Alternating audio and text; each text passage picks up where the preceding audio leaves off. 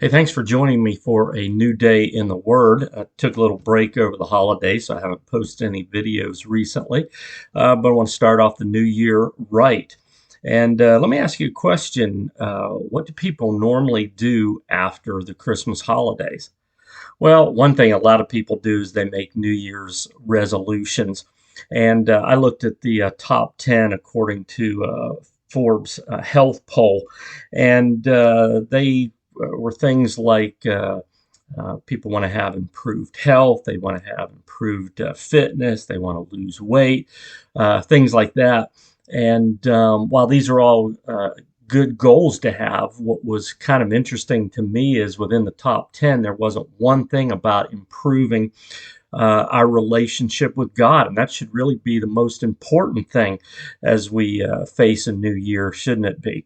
So I think one of the things that would help us is if we did after Christmas what Jesus did after Christmas. And you might be wondering what that is. Well, we don't have a lot of information about Jesus' life immediately after his birth, although we do have a few things.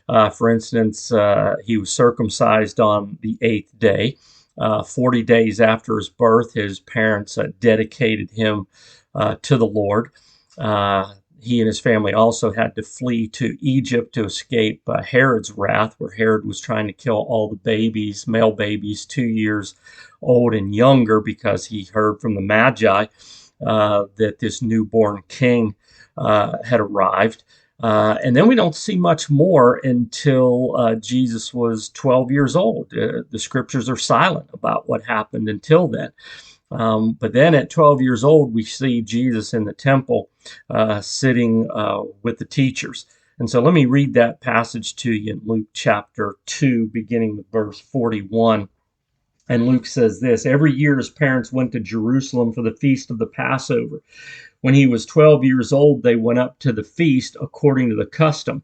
After the feast was over, while his parents were returning home, the boy Jesus stayed behind in Jerusalem, but they were unaware of it. Thinking he was in their company, they traveled on for a day. Then they began looking for him among their relatives and friends. When they did not find him, they went back to Jerusalem to look for him. After 3 days, they found him in the temple courts, sitting among the teachers, listening to them and asking them questions. Everyone who heard him was amazed at his understanding and his answers. When his parents saw him, they were astonished. His mother said to him, "Son, why have you treated us like this? Your father and I have been anxiously searching for you." "Why were you searching for me?" he asked. "Don't you know I had to be in my father's house?" But they did not understand what he was saying to them. Then he went down to Nazareth with them and was obedient to them. But his mother treasured up all these things in her heart. And Jesus grew in wisdom and stature and in favor with God and men. So one thing that we know for sure is that Jesus grew in wisdom and stature and in favor with God and men. Um, and so, what can we do to follow Jesus' example in this new year? Well, we might not be able to grow in stature, particularly if you're getting older. You might actually shrink in stature a little bit, but we can still grow in wisdom and in favor with God and with men. So let's take a look first and think about how Jesus grew in wisdom. Now, keep in mind, while Jesus was fully God, he was also fully man. That's the incredible miracle of the incarnation. And so Jesus, as you know, was born in a manger. He became flesh and blood, and he had to grow up in this world just like you and I. Were born and had to grow physically, but also he had to grow mentally and in his wisdom and understanding of the world. And so, how did Jesus grow in those ways? Well, one, Stephen Blandico said this: that Jesus had a place to grow, he had a people to grow, and he had a process to grow. So, in other words, Jesus had a place to grow because, as we find here, he went to the temple to sit under the training of the various teachers that were there.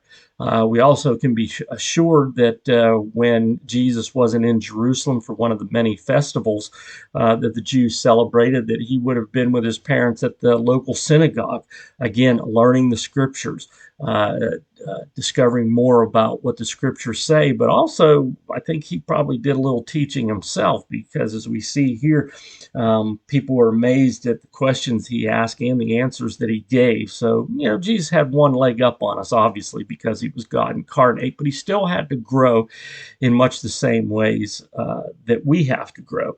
So Jesus had a place to grow. He went to the temple, went to the synagogue. He had a people to grow. He sat under the teachings of those who knew the scriptures. And he also had a process to grow. If you notice what was happening here, there were questions being asked by the teachers. Jesus asked questions. He also answered their questions. So there was a dialogue there. And that's one of the best ways for you to grow spiritually, is to be involved in a dialogue of the scriptures. So I would ask you, um, do you have those in place in your life? Do you have a place to grow, people to grow, a process to grow? If not, you need to put those things into your life if you're going to grow in your relationship with God. And one of the things that we provide at New Day Fellowship is that type of an atmosphere. We worship through music, we fellowship with other believers over breakfast on Sunday mornings, but then the message time is not just me sitting there preaching at people, but it is a dialogue. We have a discussion on the scriptures where we grow from one another and from our experiences and from our insights. So we would encourage you to put in place that place and people and process to grow as we have at New Day Fellowship. Now, Jesus also grew in another way. Not only did he sit under the teachings of the scriptures, but Jesus also grew through his experiences. And if we look over at Hebrews chapter 3, we find out this in Hebrews 2. I'm sorry, I meant Hebrews 2. Hebrews 2, 14 and 18. The writer of Hebrews says this: since the children have flesh and blood, he too shared in their humanity. And then verse 18, because he himself suffered when he was tempted, he is able to help those who are being tempted. And so you see, Jesus grew in his wisdom by his understanding of what it is to be human, because he became flesh and blood. He became incarnate. And so Jesus understood what it was to walk in our shoes, to be tempted, to although without sin, but to be tempted, to suffer, to know weakness, to know hunger, to know what it is to be tired. And so we see those circumstances in Jesus' life. He also knew what it was to interact with other people who were suffering, because Jesus always welcomed people who were hurting and down and out, and he healed them, and he encouraged them, and he ministered to them, and he shared the gospel with them.